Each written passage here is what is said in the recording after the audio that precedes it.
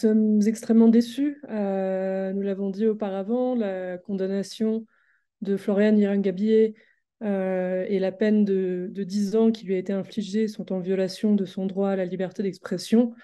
Nous espérions que la Cour d'appel pourrait voir les manquements qu'il y a eu dans cette procédure, notamment le fait que le procureur n'a pas présenté de preuves tangibles d'un crime, mais aussi que son droit à une procédure régulière n'a pas été respecté. Elle a été détenue pendant plusieurs mois sans qu'aucun chef d'inculpation ne soit retenu contre elle.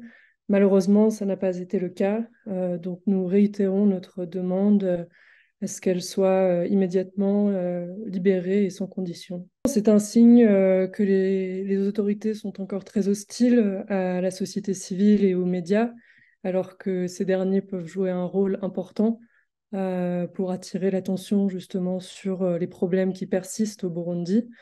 Par ailleurs, ça peut aussi entraver les relations entre le gouvernement et ses partenaires internationaux et ses bailleurs de fonds, comme l'Union européenne et les États-Unis, à qui d'ailleurs nous demandons de faire appel à sa libération immédiate et sans condition, et puis de dénoncer de manière claire leurs demandes et leurs attentes en matière de droits de l'homme, et notamment pour améliorer le respect des droits de la société civile et des médias au Burundi. Les journalistes et les défenseurs des droits de l'homme ont un rôle important à jouer dans la société.